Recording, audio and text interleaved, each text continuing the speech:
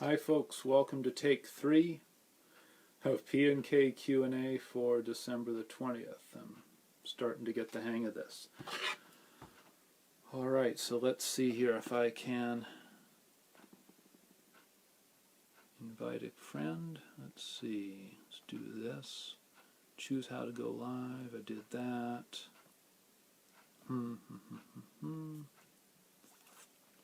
Tag friends, share to group. Let's tag a friend on here.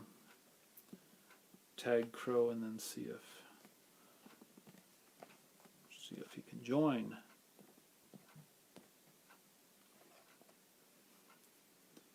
Alright, searching Krow, there we go, tag him. Alright Krow, I've tagged you. And then you can request to join. I think you can request to join. Yeah? Allow your viewers to request to join you. Okay, so when Krow comes on as a viewer, he can request to join. And then I'll let him in.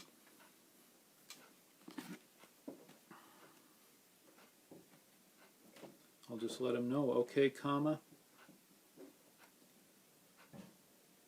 I am live yet again, comma. When you see the vid, comma, go ahead and request, period.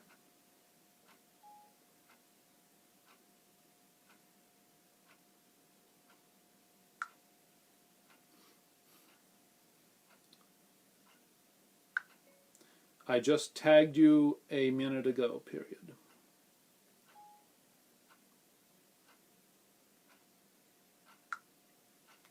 Alright, so I had tagged Krow and should be able to see me in a minute. Okay, we'll see what happens. It isn't even Friday the 13th. We're having this challenging time with tech, but I guess, as I say in my Think Positive for Life program, we can learn something from anything. So that's all right.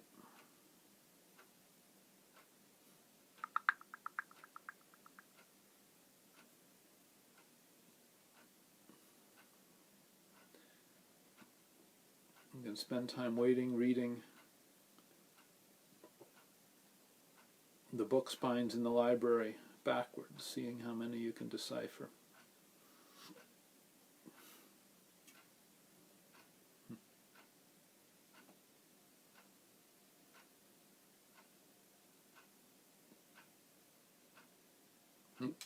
Excuse me. Video quality actually seems pretty decent for 1 megabit upload speed.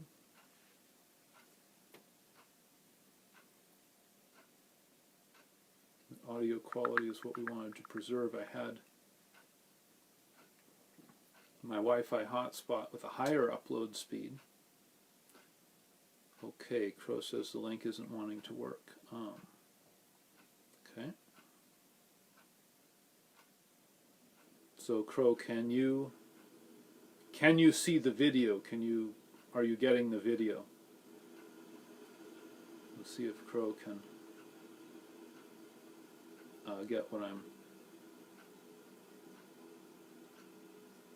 I'm broadcasting here.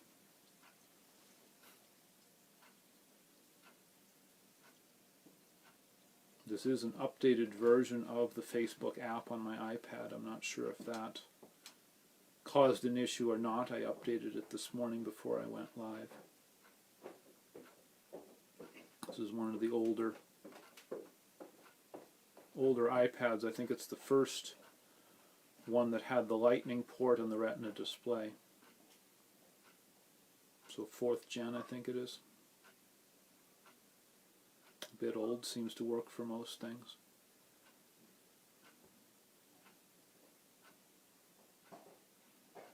Okay, here he sent a request. Alright, Krow, stand by.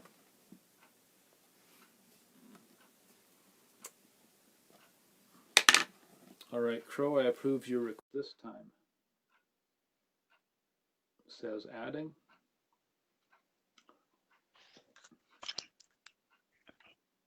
Hey, Crow, welcome Wow, back. man. The digital devices today, I I don't even know what to even say about it. It's just it's just beyond wild what these things have been doing to me since this Yeah. morning. I don't even know. I mean, from I use a lot of wireless stuff. So from keyboards to mouses Hmm. to screens to live chats. It's just been a wild ride. I mean, I've been like on the verge of throwing some of this stuff right through a window. So yeah, fun. So we'll see. See, nothing wants to work. That is crazy. Nothing wants to work. Wow, yeah. I updated, as I was saying on the video, I updated the Facebook app on this old Gen 4 iPad. And then I updated my phone like an hour before Yeah. we went live. I was, thinking about going live with the hotspot, and we had the issues with the sound. And I gave the advice: never update your phone an hour before you go live if your phone's what you're going to have to use to go live, because too many things can go wrong. Um, That's true. anyway, so That is so we'll see true. how long. We don't have a timer here, but I don't know if I tap live, will it tell a timer? I'm not going to try anything I don't need to do on this thing.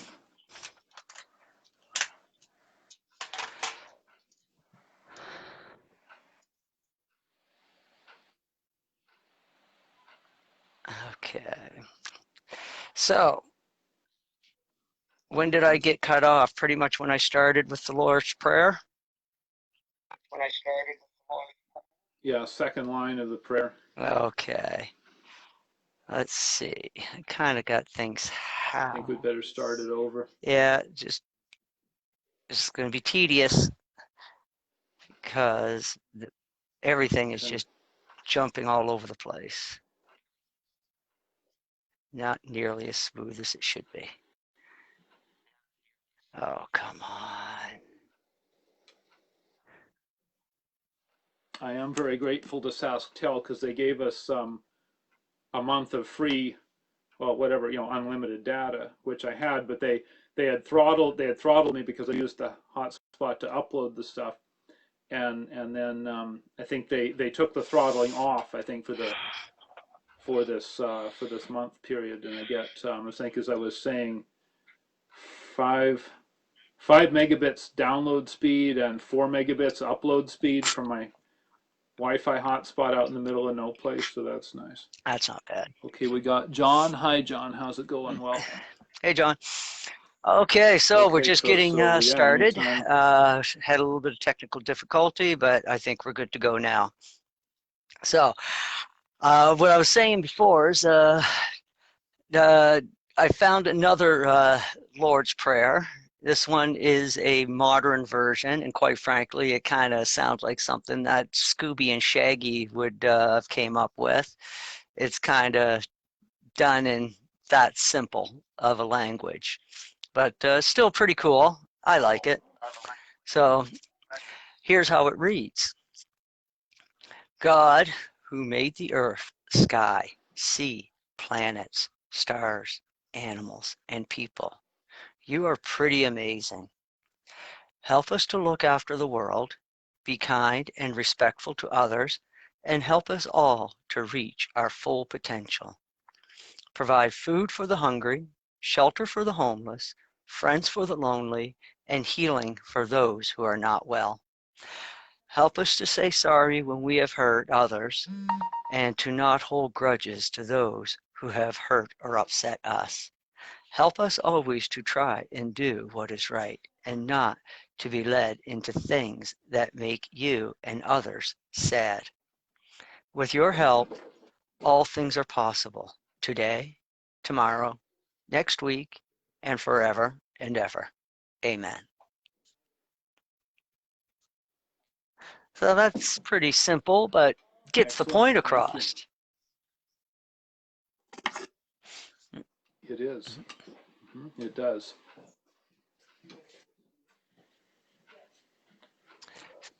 So I think in the interest of time, I'm either going to forego my prayer or maybe just do a very short version. I'll just say, Heavenly Father, please, I pray for all the people of the world, all the countries of the world. May they have the courage to stand up for what is right. Amen. Amen. Let's do that. I was never a big fan of long, drawn-out prayers. Maybe it's because I don't have much of an attention span.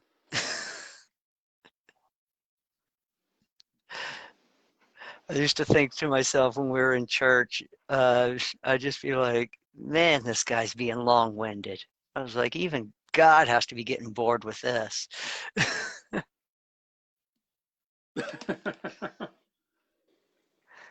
But I don't think God finds this planet very boring. I think that I do not think so, no. I think it's the very much the exact opposite. I think this planet has been of keen interest for a while now, and It's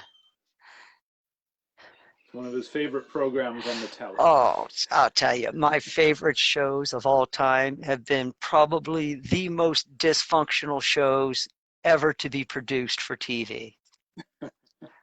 As yeah, was it favorite one growing up, and I think everybody knows this one.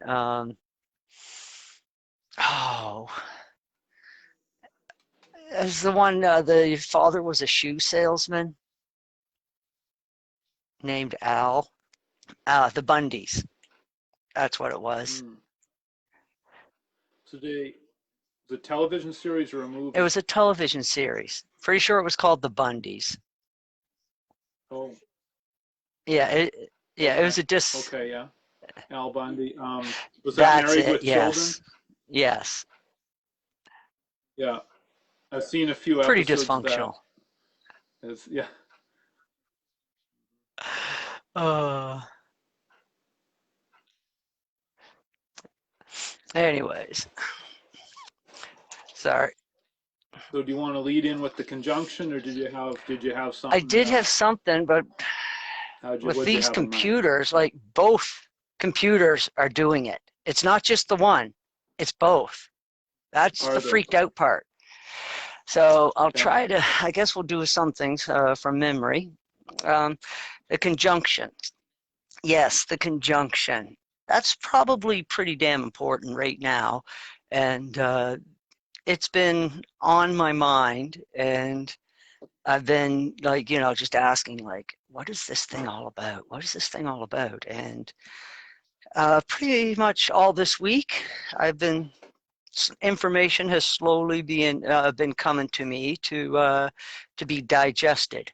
Uh, sometimes, so when information comes to me slowly, it's probably, I always look at it as probably the most important information, as opposed when things come to me quickly and I've got to spend the next 6 months unpacking it. So this came to me slowly so that my mind could digest it as, in real time and as we we're going along. And so, Okay, cool. so one of the first things that started me looking at all of this, the Great Conjunction came into my reality probably about maybe 2 months ago. And at first I was just like, oh, fuck. Another one of these things. You know what I mean?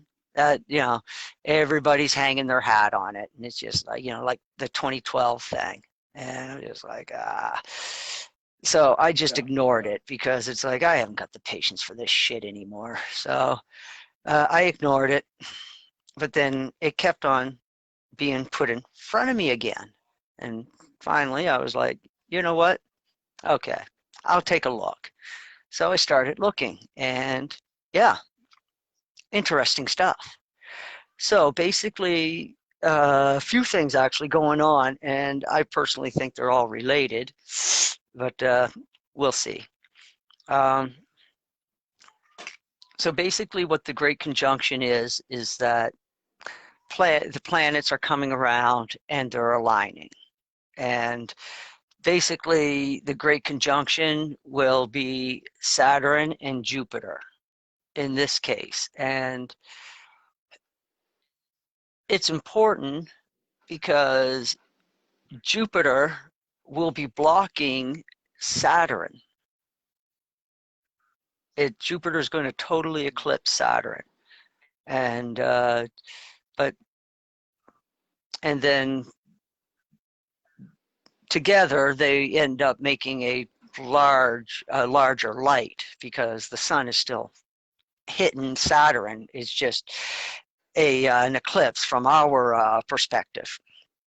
So you end up with two large bodies in space, both giving off their ranges of light, and then all of a sudden that combines and it's going to be twice or at least 1.75% brighter. But from our perspective, Jupiter is going to completely going to be visibly blocking Saturn from us completely, so that we don't so all of Saturn's energy is going to be absorbed by Jupiter, and then Jupiter will dissipate it. But in the meantime, Jupiter is going to be pointing her stormy eye straight at us. And so if and it comes to like astrology and stuff, Saturn is a big deal. I mean, Saturn's like, it's all about war, it's all about control. And so in the esoteric world, it is believed that Saturn rules this planet. Now, this is what the Luciferians and the Satanists believe. You might not believe it, but they do. And they're as serious as a heart attack about it. Simple as that. So when your enemy is serious about something, then you probably should get a little serious about it too and know your enemy. And so they use the energy of Saturn to for all their spells and rituals. And they've been doing this for centuries, like, well, millennia actually. And so this is the first time in over 800 years that this is happening. So about 800 years ago, when this happened before, what did we get? Come on. The Magna Carta. Yeah. So when this happened before, the Magna Carta was the result of it. Saturn's energy was blocked long enough for people to open up their eyes and see what the only way that humanity could survive. Magna Carta. So now here we are again, 800 years later. And just let me interject, the Magna Carta was, there'd never been anything like it before. The first time something like that had happened in history, right? So just to explain the importance of this thing. You are correct. Think, right? It's essentially the first constitution given to the people, essentially. Yeah. A lot of the American Constitution, the U.S. Constitution, the founding fathers used the Magna Carta as inspiration for the U.S. Constitution. So it's an important document, even like from the American standpoint, because without the Magna Carta, the U.S. Constitution would not read the way that it reads now. So the founding fathers gleaned the wisdom from that document and seen the wisdom of it. So, and that's where they, and so they adopted a lot of its principles. And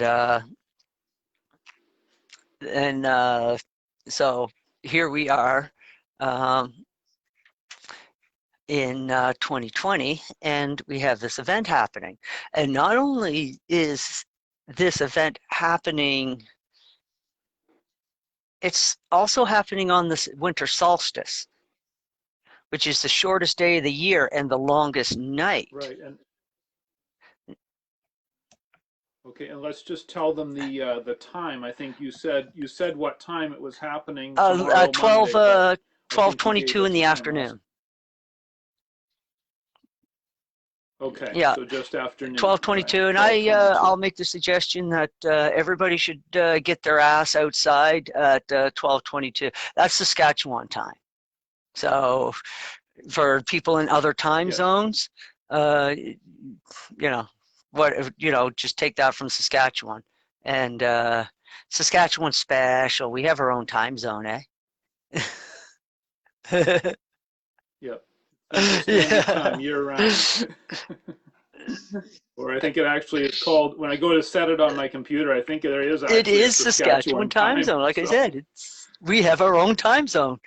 yeah, Aren't we yeah, we have our own special? time zone. So, uh, so yeah, I would suggest that at 12:22 Saskatchewan time, people step outside for 5, 10, 15 minutes and just appreciate the heavens for a moment. And so, get back to what I was saying was so this is the first time that's happening on a winter solstice. Now, esoterically, the winter solstice is the shortest day, longest night, so it's the darkest day of the year. And it's like this is rock bottom. If we were to take uh, rehab terms, this would be rock bottom for the energies. The energies do not get any lower than they do on this day. And um,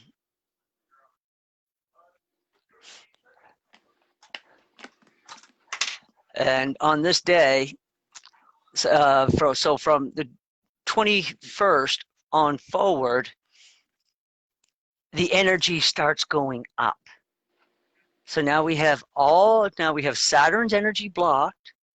Jupiter's energy is magnified, and Jupiter's all about creation, about creativity, discernment, knowing the difference between a truth and the lie. That's important. And also Jupiter is about counsel, seeking counsel, and counsel coming at the right time. And or maybe that's Uranus. That might be Uranus.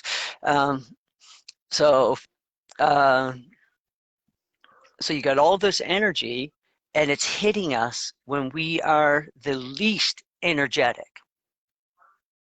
And then from there, our energy starts going back up until it hits its apex in June on the summer solstice, and it starts back down. So basically, this energy is coming to us when we are at our lowest energy, and then we will take that energy with us as we move back up through and become more energetic.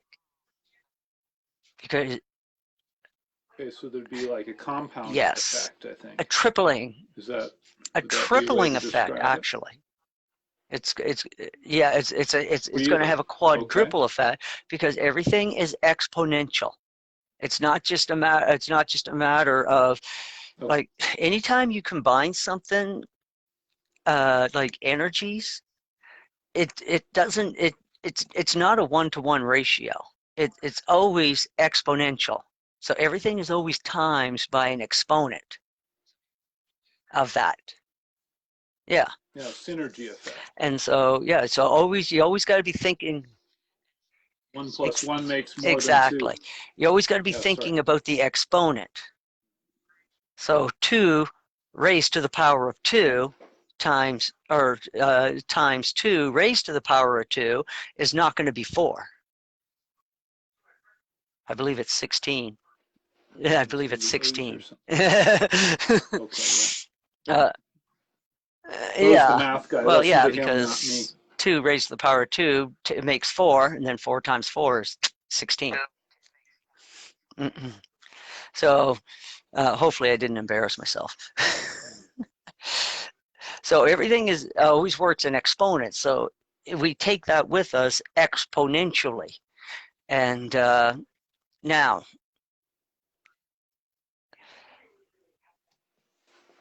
look at what's going on this planet right now, and also look at what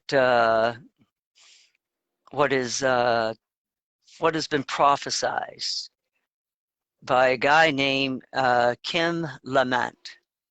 And I'll tell you, he was saying shit back in like 2014, 2015. And there was one thing, and we talked about it a little bit, and it was like he was talking about this Christmas being the last pagan Christmas. And that's been on my mind all week too. It's like, how could you possibly, what could possibly happen to make this the last pagan Christmas?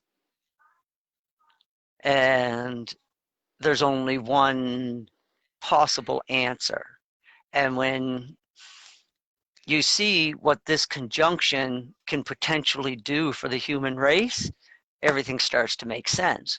So what is expected from this conjunction is, because Saturn's energies are blocked and Saturn's energies have been enslaving us for a millennia, and the Jupiter energy will free us. And this is all happening leading up to Christmas.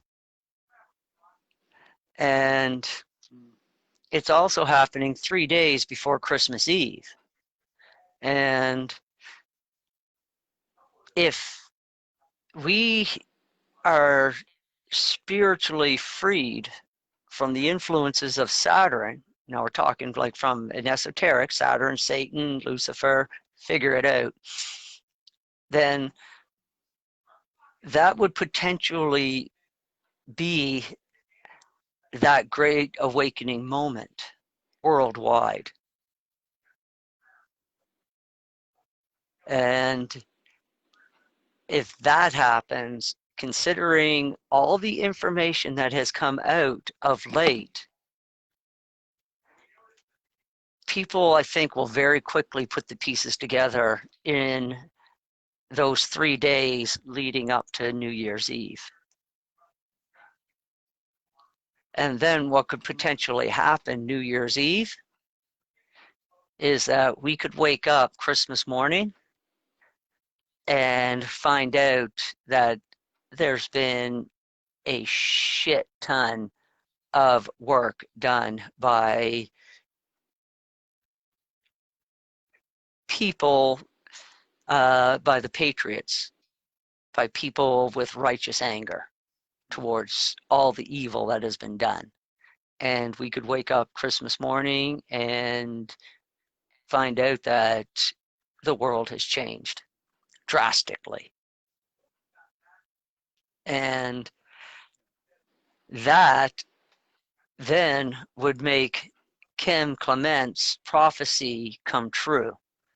Because if we wake up Christmas morning and the world is freed from evil because of all the arrests that have taken place, and then over the next 10 to 12 months, we watch how guilty these people are. We're watching the trials and everything is making sense. And by the time we reach next Christmas, it won't be Christmas.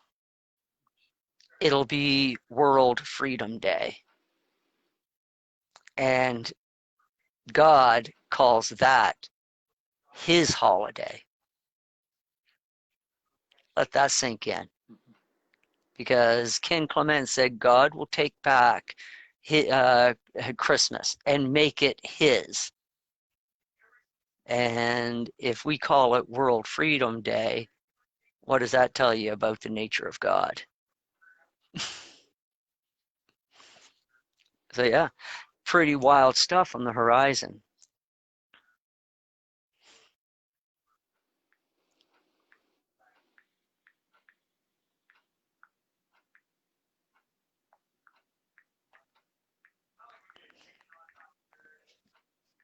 So there was something else I wanted to go over too.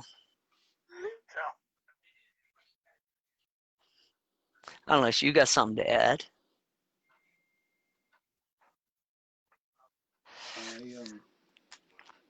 Not really. I'm just watching the show, I guess. So am I. Yeah. Let's see here.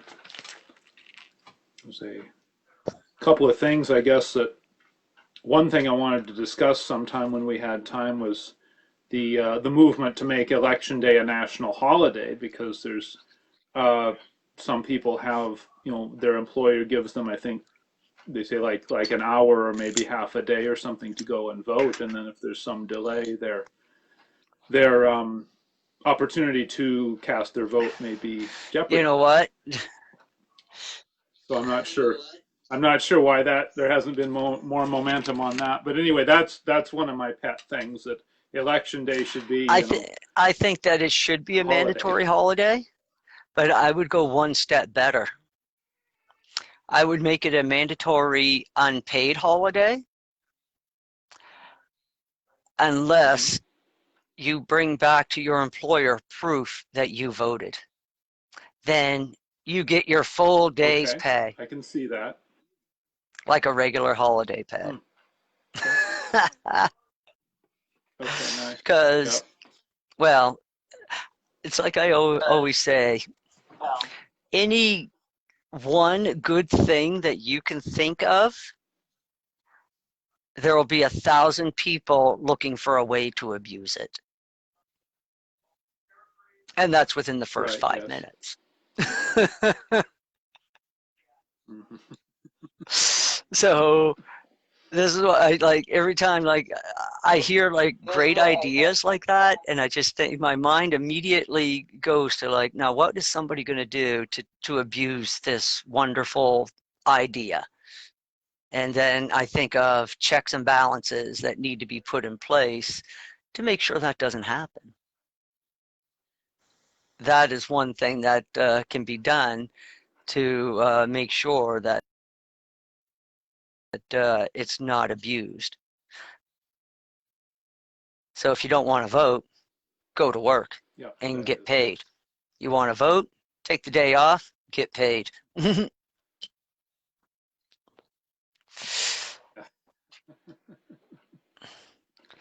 uh, Let's see what news have we got. I guess this is kind of old. I guess the thing about Arizona was moving that its legislature have the electors withhold their vote, but that was, I think, the electoral vote had happened, and I don't know what Arizona did as far as that, but we're seeing what the result of the electoral vote supposedly is. I wonder if they're going to do. I don't know. They had live footage of the electors voting and things, so I'm not sure if there's a way to do like a forensic audit of it, like the popular vote or not. But well, here's the thing. kind of seeing maybe Here's what's the happening. thing, and this is the part that I kind of laugh at, is because they've already violated the Constitution by telling you, by saying who they Right. voted Okay. for. Because in the Constitution, it does Okay. actually say that these college votes are supposed to be a secret and sealed vote, and they are not to be unsealed until they are opened in the Senate chamber. So Okay. by broadcasting who these people, who they voted for, they've already violated the Constitution. So it's like, and they think to them, then they say out loud, it's like, oh, it's no big deal. So it's like, to me, it's like, so what? We're picking and choosing which laws we want to follow. Does that mean I get to pick and choose the Right. speed limit through a school zone now? You know, at at whose expense do you get to pick and choose which laws you want to follow? I mean, technically, laws are put in place to keep everything balanced. So that you. So I mean, I always look at like rules for driving on the highway, and I mean, if you can pick and choose what speed limit you want to go at, then what's the point in speed limits? I mean, grandma might want to do 60 on a highway that is suggested 110. But then, the guy that's late for getting to a meeting in Saskatoon, he might decide that 220 is a better speed. You see the problem here. And this is the same problem that we're running into with Yes. the Constitution. These people are picking and choosing which part of the Constitution they want to read, and it's like, no, it's all or nothing. Give me a break. And I can't believe that there are enough fools in leadership position that don't see this. I mean, that'd be my number one argument for through this whole thing. It's like, are we following the Constitution or are we not? I mean, yeah, yeah. Yeah, that's the I've got question. a meme I put on Facebook. It's fucking the Constitution written on a roll of toilet paper. Like, is this where we're at now? I mean, if America falls, what chance does anybody else have? And there was a good video that Code Monkey actually posted, and it was a video by a Serbian, and he said it right.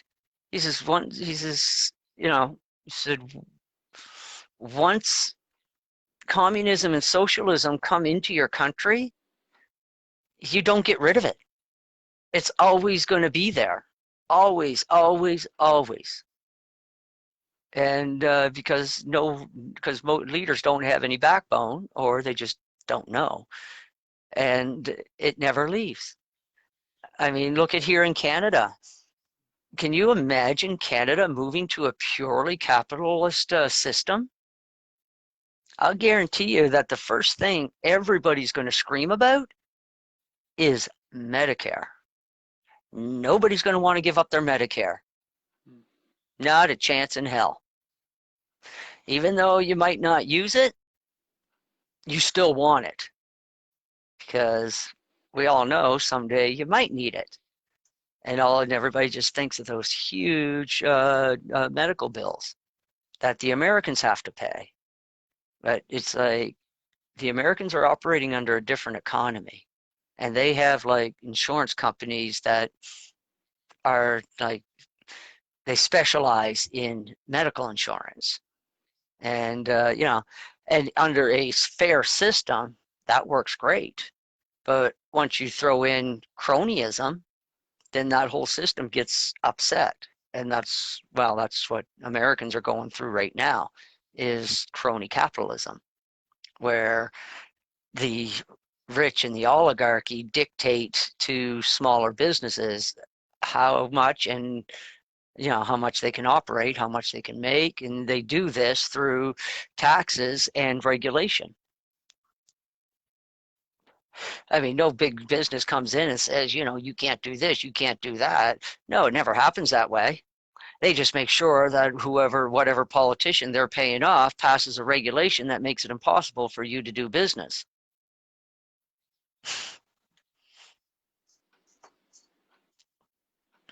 And so once we destroy all the mom and pops operations, we're done.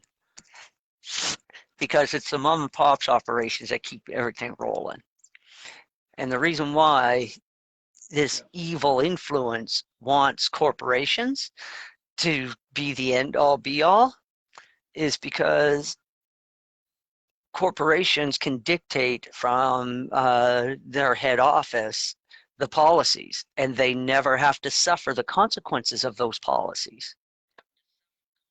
It's like, I mean, it's like when I've worked in certain places for big corporations. It's one of the reasons why I kind of half hated them.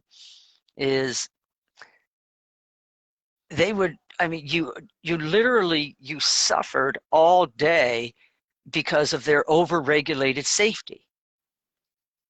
So you've got it's like 35, 40 degrees Celsius outside, and you've got all of this safety gear on, and you can't shed none of it because the second you do, they just hand you a piece of paper and tell you to go home.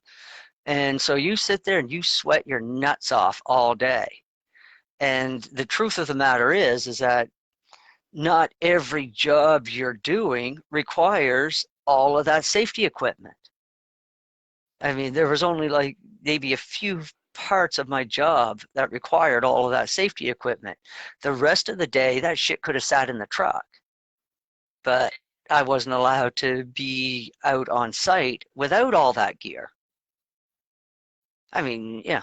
And that's why I actually started to really like working in the wintertime, because wearing all that gear was actually helpful because it was heavy, it kept you warm, and kept you moving and exercising.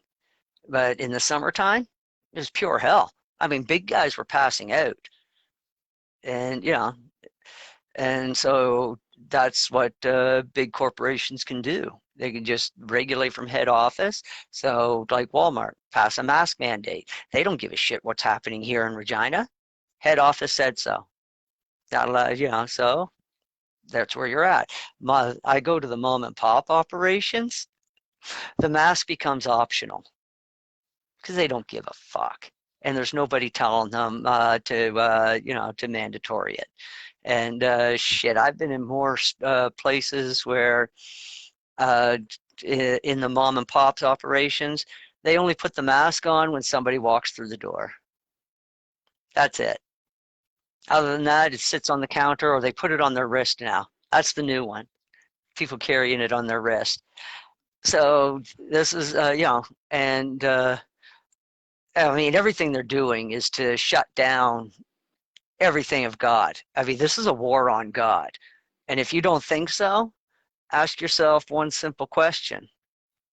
Why is it that people are allowed to go to casinos and strip clubs, but they can't go to church?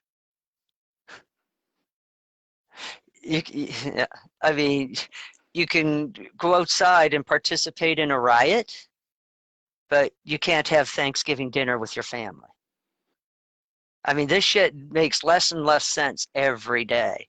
And I am hoping that on the 21st, that this conjunction does what the esoteric world is saying that it's going to do, and everybody wakes the fuck up.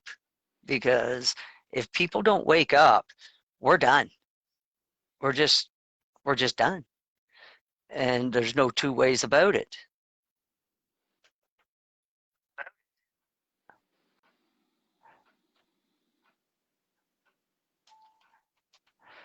So, yeah, and if society cannot find a way forward, we're done. Oh, I hate that my computers don't work right. I just want to beat something now. See,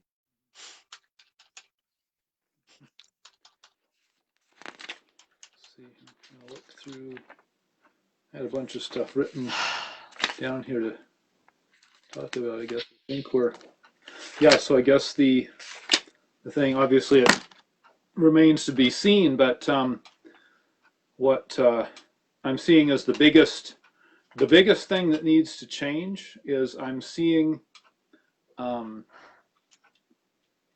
people who are so susceptible, I guess, for lack of a better term, to fear mongering, and it doesn't even make sense because they they somehow hear this thing saying such and such, and it just triggers something in them to to be afraid also, and just scream at anybody who even asks them a question about it. I've seen it, experienced some of it personally in online And interactions I'll and tell so. you, I'm still wondering, where is all this fear coming from? And you are right. It's like Yeah, that's the question. normally reasonable people, they're just drenched in this fear. It's like, I don't get it. It's, I really don't get it. And I mean, I've never understood people. It's like, you think you're going to live forever? You don't. We're here for a short time. I mean, my attitude has always been, I will take reasonable precautions to protect my life, but not so unreasonable that I will not have a life. And Right. Yeah, what I say is living in a, yeah, there's certain risks that one assumes living in a free yeah, society, I guess. That yeah, it's a chance you take living in a free society. and what does a person want? I mean, Yeah, they want to be babysat their whole life? yeah, I don't think so. Because okay, I come from a place in the country where people do want to be babysat. They want their government check. They want their government money. They want the government to control the rent. They want the government to do everything. This is the environment that I grew up in. I always look to the government for help. I never did quite fit in with that culture, but it was all I knew, so I worked within it. And and then, eventually I did make the decision to come west. And one of the first things I noticed when I did come west to Alberta, nobody cared about my name, didn't care about where I came from. All they wanted to know was if I could do the job or not. That's all they cared about. That's it. Once I was able to prove that I could do the job, they were happy with me. And I got hired and I had work for, well, pretty much as long as I wanted it.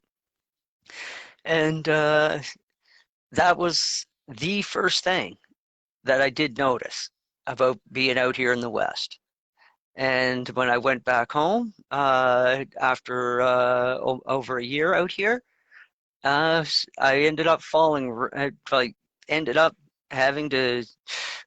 I really noticed just how it all worked in the Maritimes. It was about who you knew, who you're willing to take a knee for, and I have had a really hard time with that. And so I ended up doing my own thing, and even then, it I found that they didn't care about how good of a job we did. They only really cared about how fast we can do it. And then when we moved on to the next job, it was like, well, who do you know? Whose name can you drop to convince me to contract you for this job? And it was really annoying, to say the least.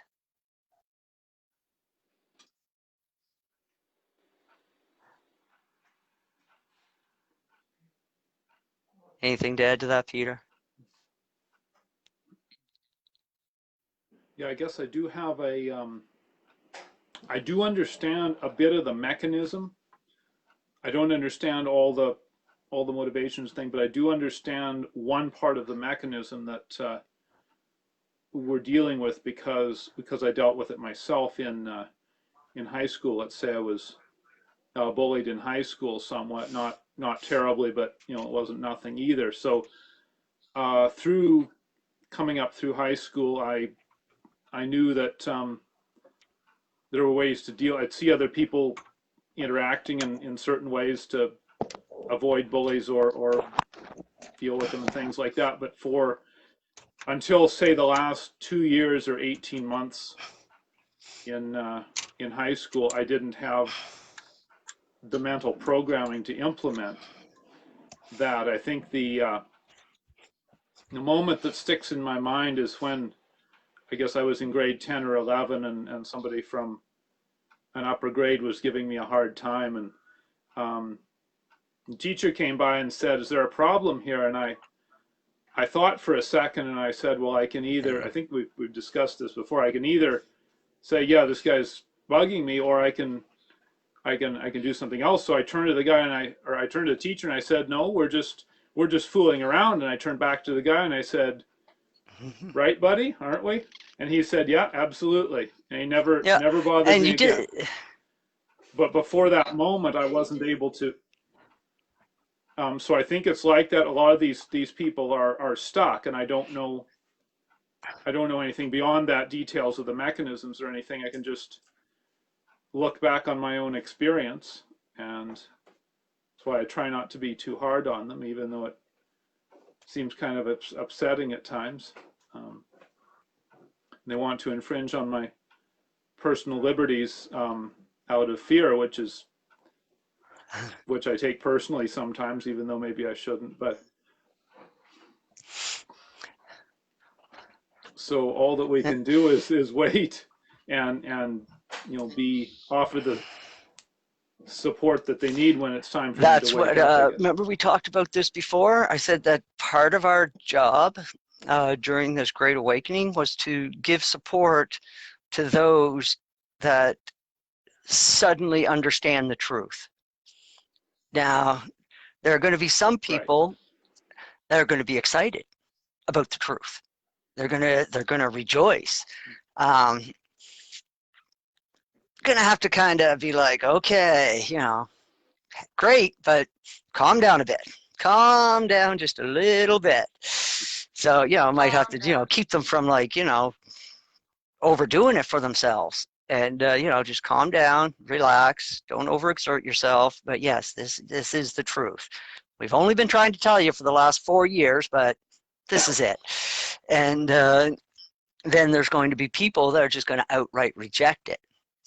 And again, you have to be gentle with these people too. You can't just tell them that they're wrong, because that's it's just going to cause more mental anguish, because nobody likes to be wrong.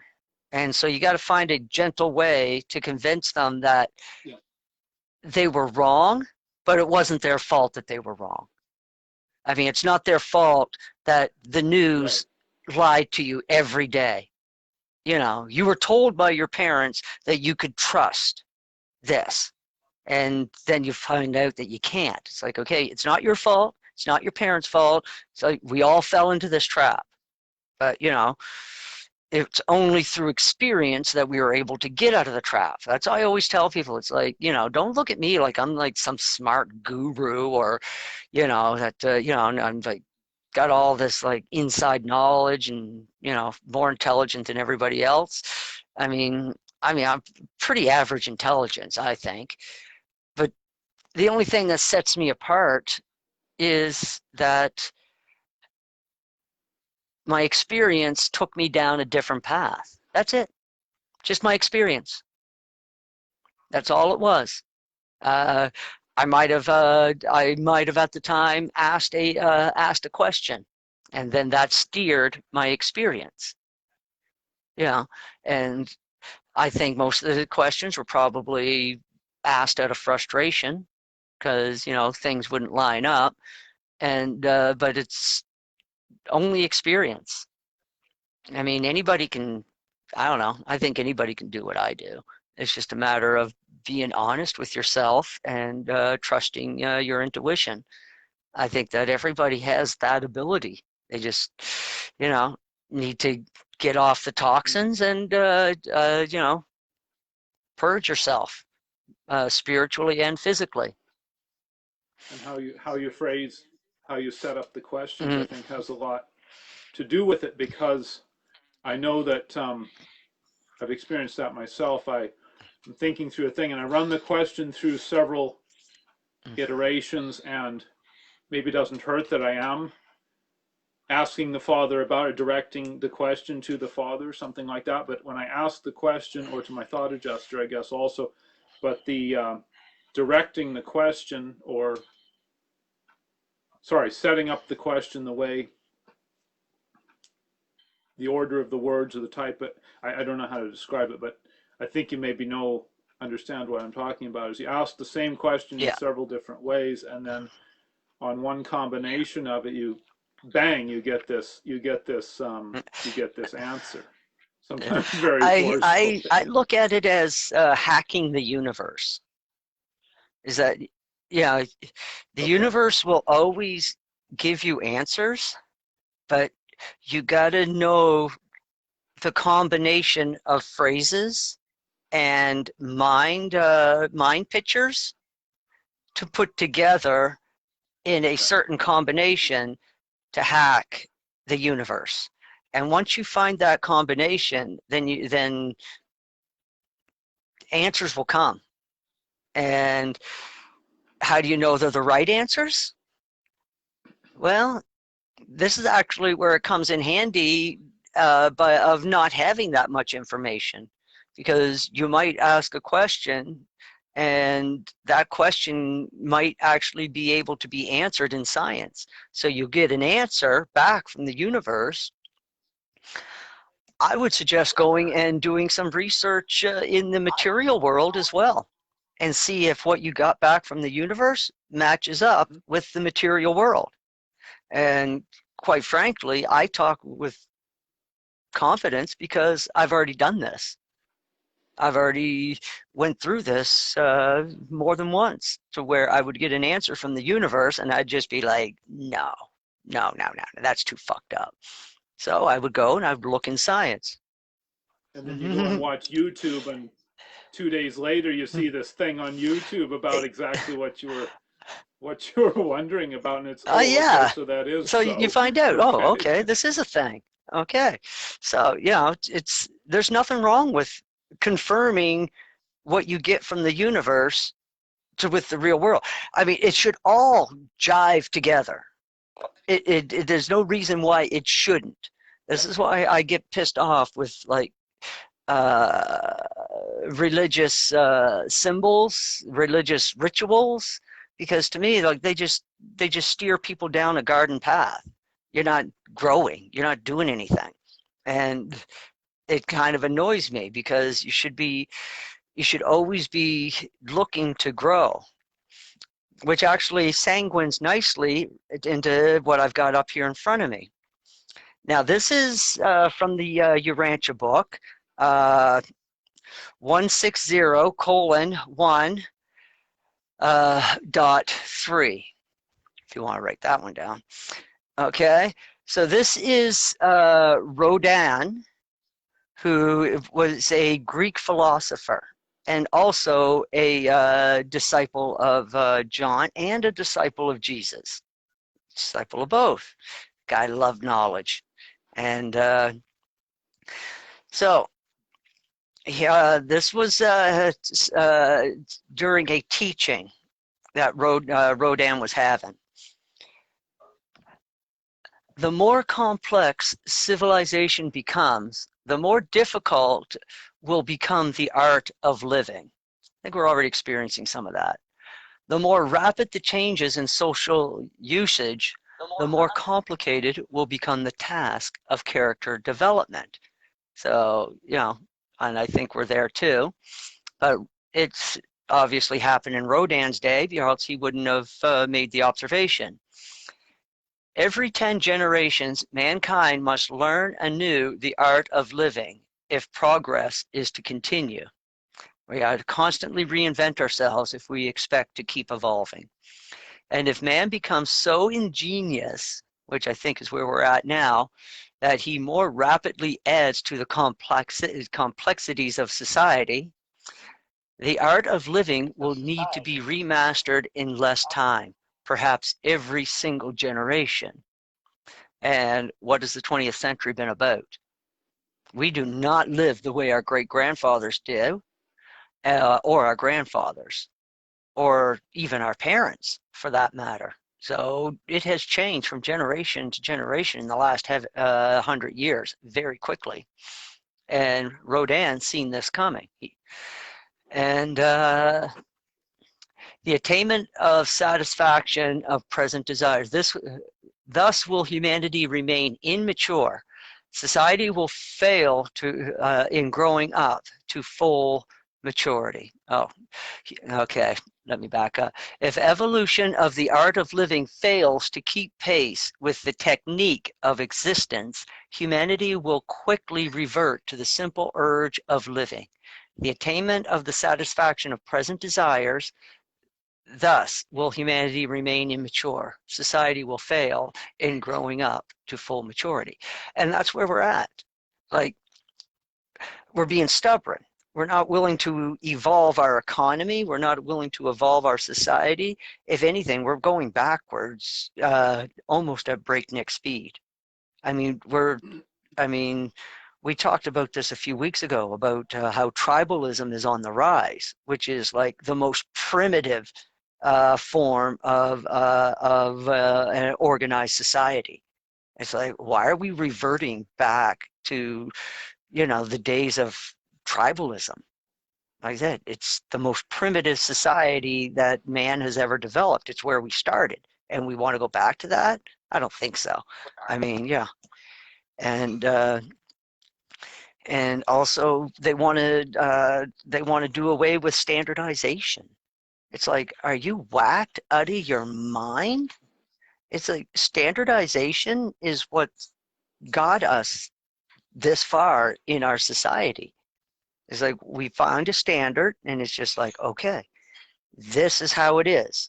It's like, sorry that, we don't cater to everybody's, uh, eccentricities, but, we have millions of people in our society. Should be just one generic system for all. You don't like it, then don't use it. But unfortunately, they're pushing us to a point to where we have no choice but to use it. And so that's annoying. And if it wasn't for standardization, we'd all be speaking German right now, by the way, because it was the standardization of systems and materials and supplies that won World War II. I mean, the war was being lost because France had their way of doing things, England had their way of doing things, Canada has their way of doing things, and the Americans had their way of doing things. Everything had to be standardized so that it would move seamlessly across the British armies, French armies, Canadian armies, all the armies in Europe fighting the Germans. The only ones that didn't standardize with us were the Russians, but they were on the other side of the war. So we weren't really sharing too much with them. They had their own problems.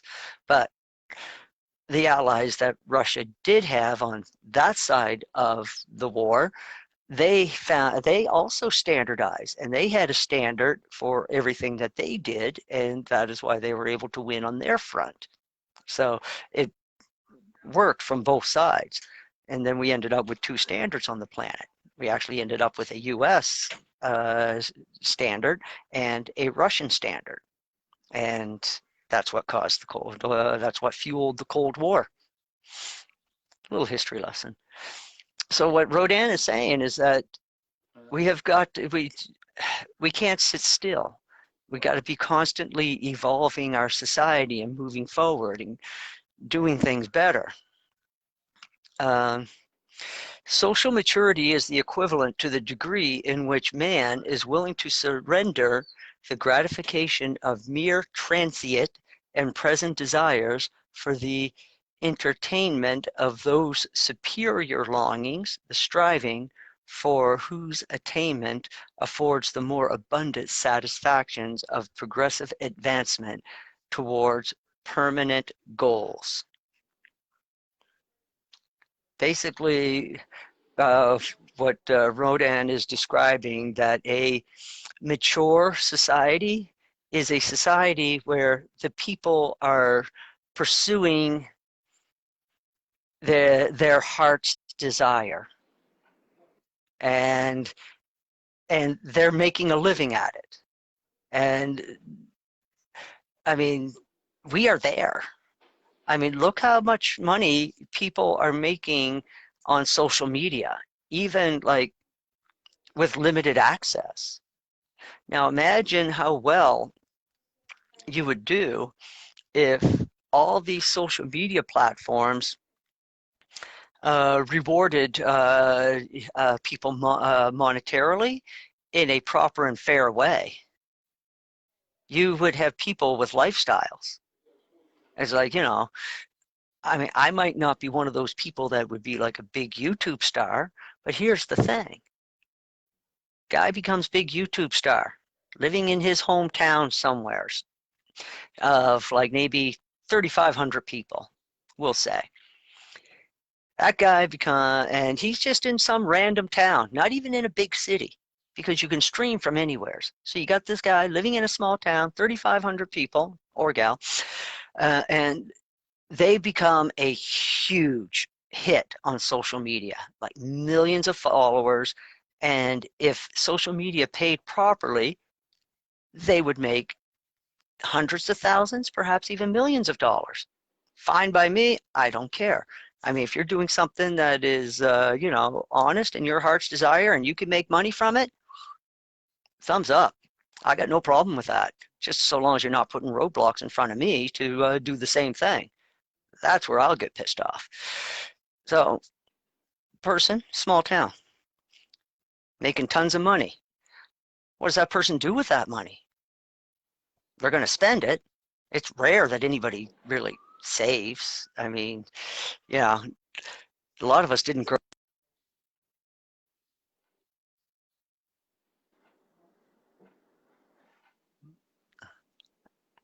Yeah, Bro, I think I lost you. yeah. You're stuck. So, Oh, there we go. yeah. You're So a stuck for lot a of us minute. didn't grow up being taught to save. I know I wasn't. I mean, my parents talked about it, but never really got any practice at it. So, spend money. What the hell? And and even if people do save, they're going to invest it. Fine. Somebody else is making money. But think about this. Person's got lots of money. Now, what are they going to want to do? Maybe they want to renovate their house. Maybe they want to build a new house. Guess what? That's jobs. Somebody's got to do that for them. They're busy doing their heart's desire. They haven't got time to build a house. So they hire somebody to do it. They got the money now. So they're going to hire somebody to build that house. Then maybe they build a big house. Does that person want to clean that house every day? Probably not. So now they're going to hire a cleaner. Hell, they might even make so much money that they don't even want to cook for themselves. So now they hire a cook. So there's two full-time jobs. Let's say they get married. They have kids, and still working full-time. Well, guess what? Now you got another person hired. You hired the nanny. Nanny comes in. Nanny's got their own place. Boom, taking care of the kids.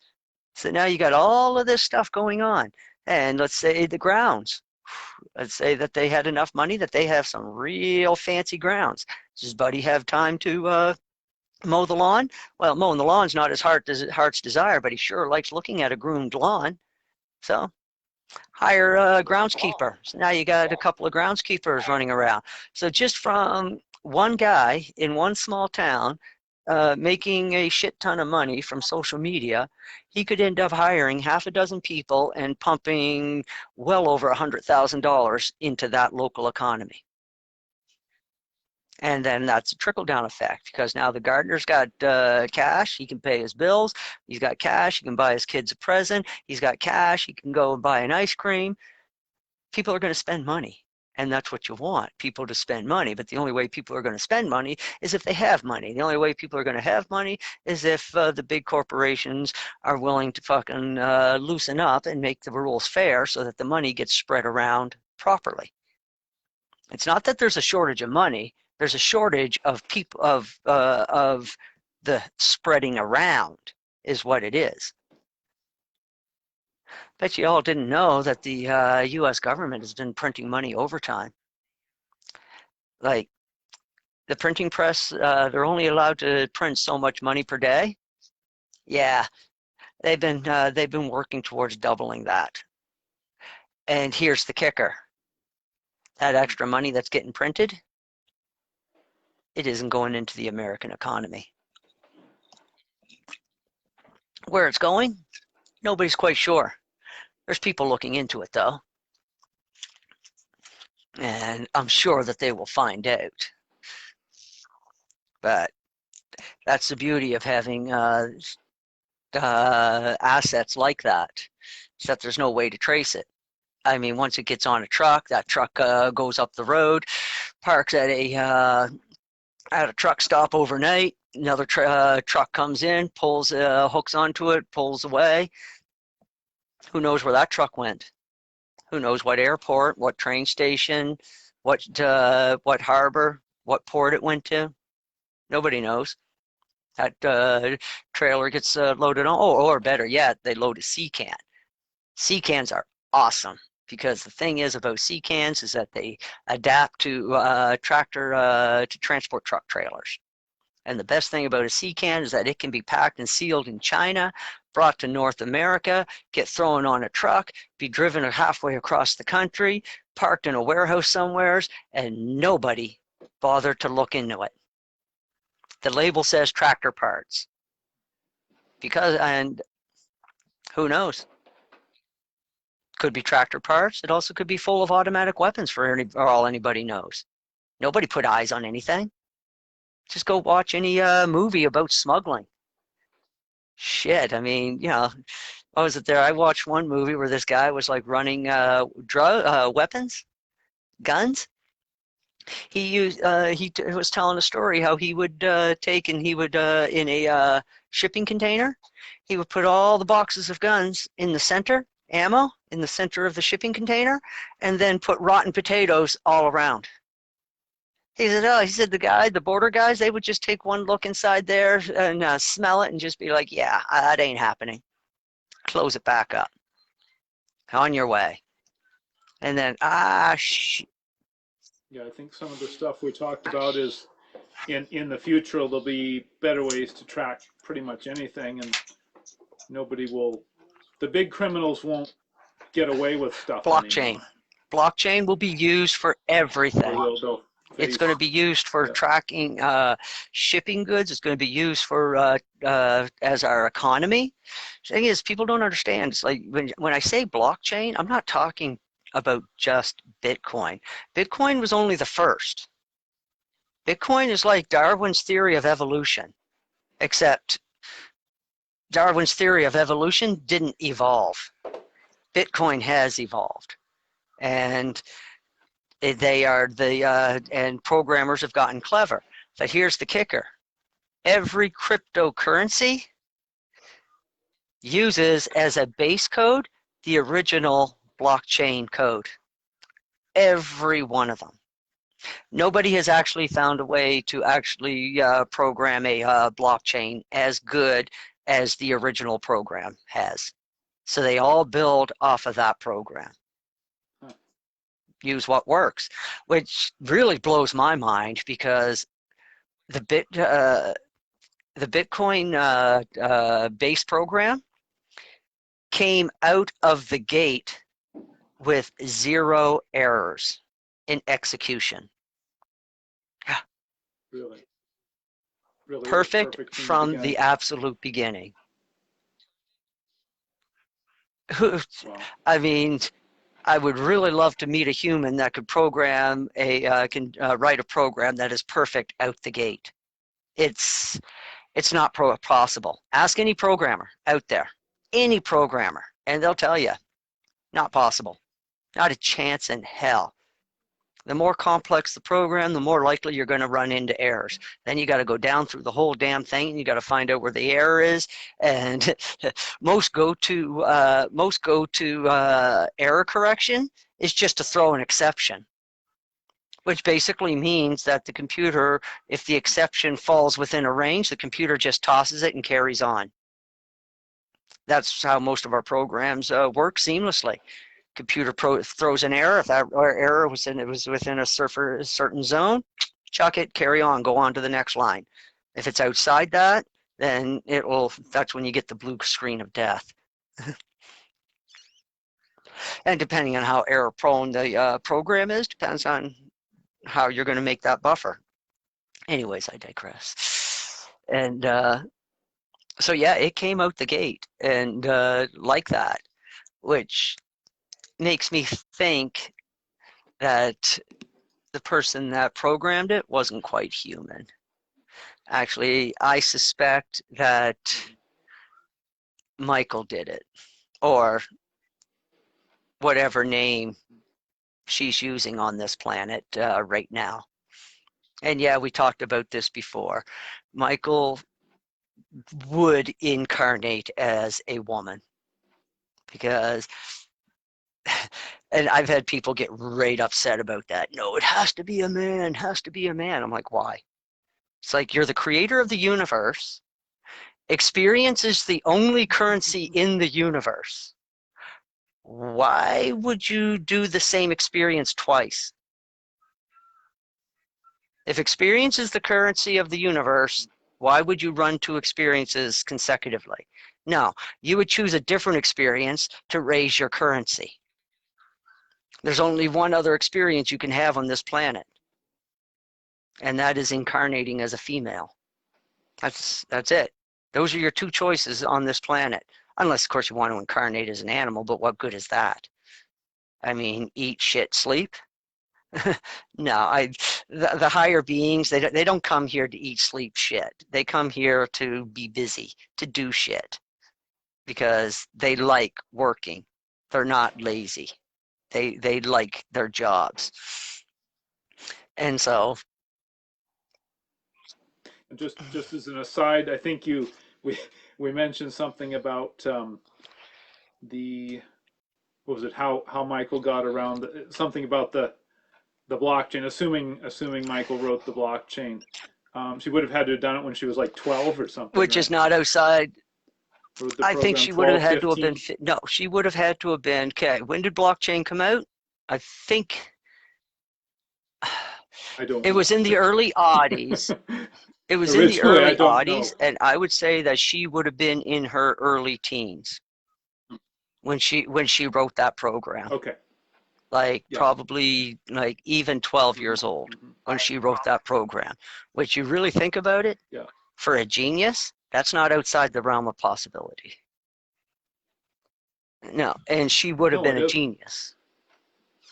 I mean, when you read the Yeah. story of Jesus in the Urantia book, he was above average in his class, but people liked him because he didn't act like he was above average, above everybody. He remained a regular guy, Right. even though he got 3 months off in the summer while everybody only got what, one? Because he earned that extra time off by doing good in school. So he gets the extra time off, he could go, but he didn't rub it in the face of his fellow students. And and plus, I imagine he was one of those people that it would probably be hard to dislike him. I get the impression that he was just, an okay guy, just a regular guy, and he was just fun to hang around.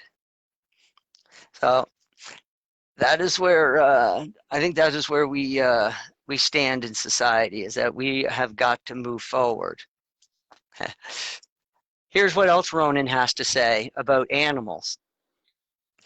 Animals respond nobly to the urge of life, but only man can attain the art of living. Albeit the majority of mankind only experience the animal urge to live, animals know only this blind and instinctive urge. Man is capable of transcending this urge to natural function. Man may elect to live upon the high plane of intelligent art, even that of celestial joy and spiritual ecstasy. Animals make no inquiry into the purpose of life.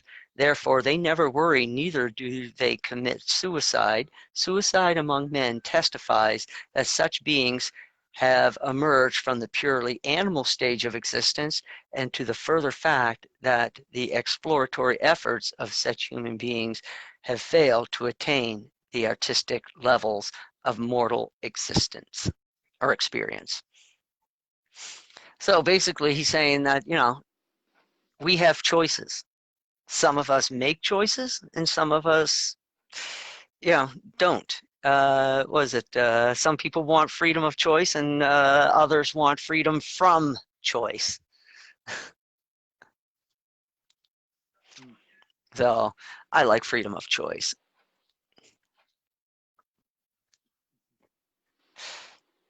So yeah, as people, intelligent creations of God, we're expected to do more. This is why I say that our personality is a gift from God, and we are co-creators with God. Our primary purpose in life is to co-create a character that complements that gifted personality from God. This is what God means by we are co-creators with Him. People think, oh, we're going to recreate the universe. Maybe someday in the universes of outer space, outside of this grand universe, there's a plan for Finnilators to participate in that creation. But as for like the here and now, we're co-creators with God because we're co-creating a character that is complementary to the personality that God gifted us. And we talked about personalities before. A non-physical A non-physical. creation. Yes. A non-physical creation. Because here's the kicker.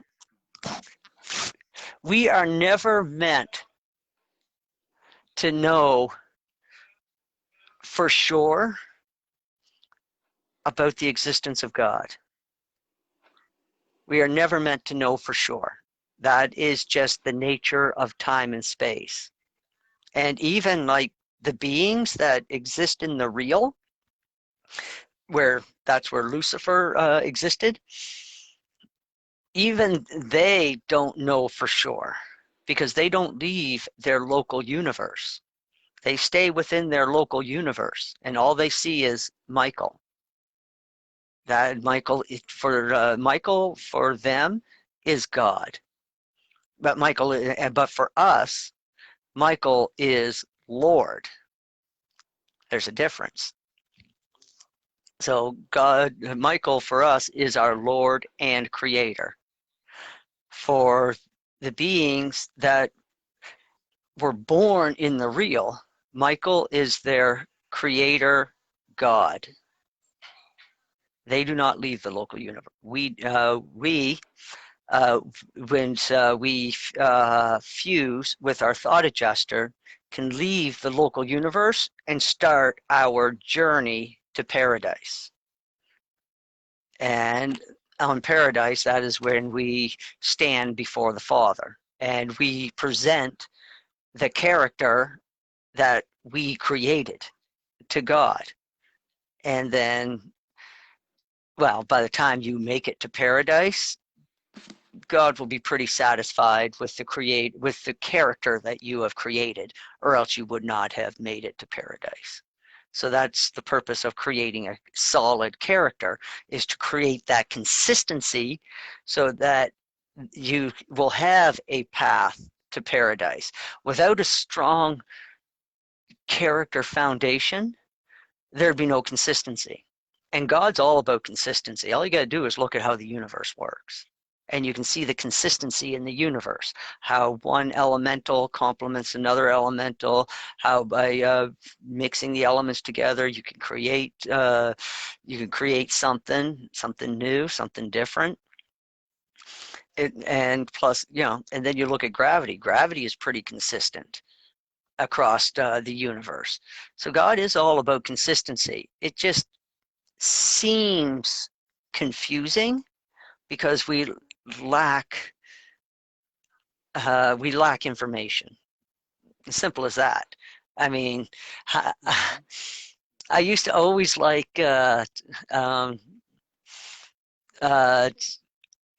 walking into a museum You'll probably appreciate this, Peter.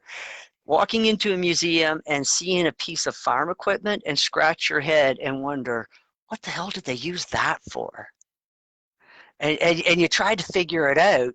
And, and if you got somebody there with you, you'll talk back and forth and you'd be like, oh, they could have used it for this, could have been that. And you might be pointing out different parts of the machine.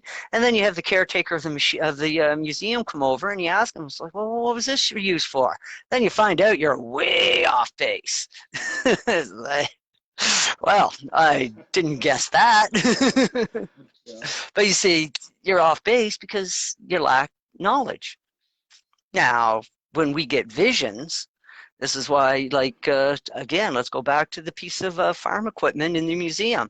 Say you took, let's say that you see the piece of equipment, and then you see a video above the piece of equipment showing how it was being used, or a picture, or even, but a video showing how it's showing it in use. Well, that gives you a better idea of what that piece of equipment is for now, doesn't it? So this is what visions do for us, is that we are sent a vision, and by looking at the vision and comparing that to our question, then we are able to better understand the universe and how it all goes together. Yeah. And if you're wondering what that sound you just heard was, we have the bird clock. That was the woodpecker. I was going to say, that's kind of a weird wintertime woodpecker in the house. Well, maybe not. Yeah, no, it's it's got 12 different Cool. birds on it. Oh, yeah. But yeah, that's how the universe is. Just always learning. But yeah, so I think that Michael did program the blockchain, and that was only the beginning for us, and that was the first step in freeing us. And look how long ago that came in. Now that I'm thinking about it, We heard about Bitcoin many years. 2012? Was it 2012 or was it earlier than that? I'm thinking 2008. In which case that would put Michael around 16, 17 years old. Yeah. Sure. And and whatever name she's using now, I don't know I know what she looks like. I've sent you the picture, and I'm just like, yeah, I was just like, take a. It's it's an interesting picture.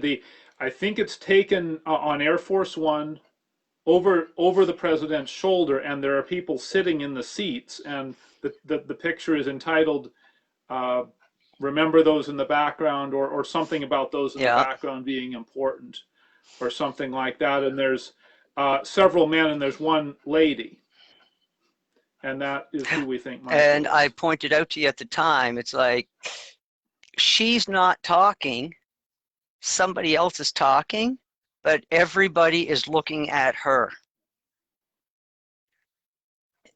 All looking right at her. So that tells you right off the bat, she's the one in that room, she's the one in charge. She's probably running a meeting or something, and the guy talking is probably answering a question or briefing her on something. No doubt. But still, all eyes. It's what I would expect would be. All eyes are still on her. Yeah. And everybody's like looking at her like with respect. It's, there's not, the men in that room are making eye contact with her. So they're probably they're doing a better job than I would, because I have a tendency of starting in like this region and then moving my eyes up. What can I say? I'm a guy. Sorry, girls. I'm not judging. I'm just taking everything in.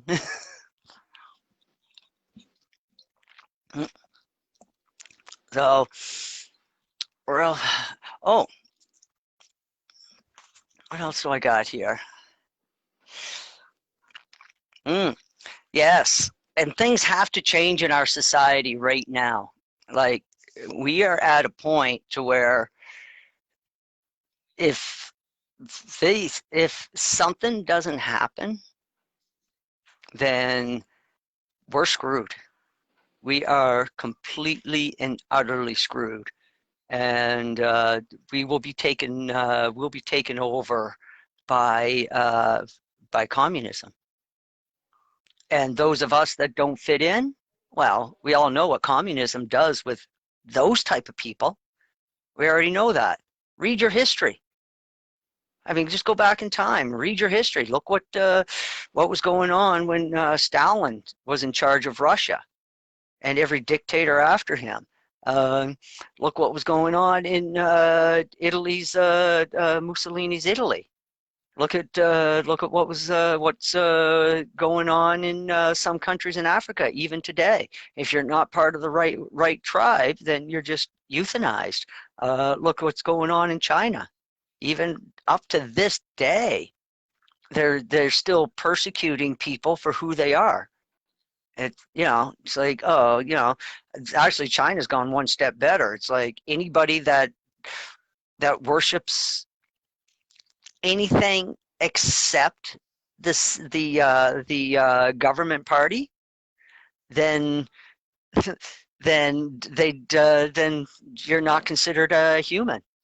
So if you worship God and not the party, then you're considered subhuman. So the only thing you're good for is maybe organ harvesting or working in an asbestos mine, as far as they're concerned. But if you worship the party, Okay, so give us a direction going forward for the. Let's see. I try always to look for a positive direction. So why don't you tell us? I guess what I don't know even what should we look for, watch for, what action should we take as individuals and as a society? What would you advise us? I guess I wouldn't suggest that anyone tell anyone else anything, but at this moment, your advice, actually, positive going forward. there's only one thing that can be done at this moment in time. That may change in the future, but at this particular moment in time, the only thing that the average human being can do is pray, and pray a lot. The Patriots, Yes. we are just waiting on the Patriots is what we are doing. And all we can do is pray that they are successful. Because you got to remember, these people are trained. They have the experience. They've been in this war a long time. A lot of them have been. Soldiers like General Flynn. He's been in this war a long, long time. He's seen a lot in his 30-odd years of service. So I'm not sure if there's anything that I could do practically that he is not more than capable of taking care of. So pray, situational awareness, because the leaders that are out there fighting, they need intelligence. They need intelligence on the ground. It's like what Code Monkey did a few weeks ago. God, I love this guy. He's like, he gets on his Twitter page and he starts just saying, Patriots, anybody who lives in this area, get your ass over to this particular warehouse and just pull out your camera and video everything coming and going. Because this particular warehouse is where they were storing the voting machines, and Code Monkey was worried that they would try to destroy these machines. Well, shit me drawers. Didn't some patriots get video of them actually shredding these machines on site? Oh yeah, no voter fraud. Oh, okay, no voter fraud. Okay, then why are you destroying machines? Why are you destroying potential evidence? If you did nothing wrong, why are you destroying the evidence? I mean, innocent people don't do shit like that. And so to me, it's like, if you're not satisfied with the physical evidence, then just look at what these people are doing. Look at their behavior. They are not acting like people that that are operating from a place of integrity. I mean, the greatest feelings I ever got in my life is when somebody would accuse me of doing something wrong and it wasn't me, at least not that time. And I could just sit there with a smile on my face and just be like, I know what I was doing. I don't know what the other person was doing. But you go ahead and you try to, I was like, I would dare them to try to pin this shit on me because I just fight back. And if you did nothing wrong, the fight is easy. But if you did something wrong, the fight is a lot harder because now you got to remember all your lies. And now you've got to remember your story that you made up. You got to keep all of this stuff in mind. The truth is easy to remember, and it's going to be the same no matter what. It's going to be the same when you're wide awake, and it's going to be the same when somebody shakes you out of bed and you're half tired. You're going to repeat the truth the same. It's lies that catch up to you.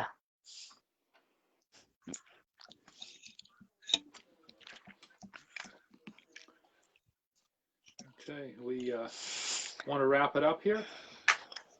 You got anything else as we wind it down?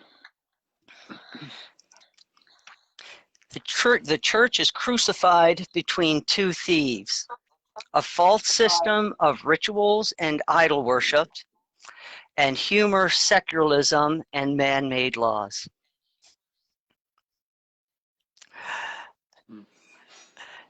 There can be no reformation without revelation. Without progressive revelation, people go backwards. Old prophets are exalted and new prophets are shunned. That's where we're at. Just a few of my thoughts that I wrote down. Yeah, we probably should wrap it up. Was it? Oh, 4 o'clock. There we go.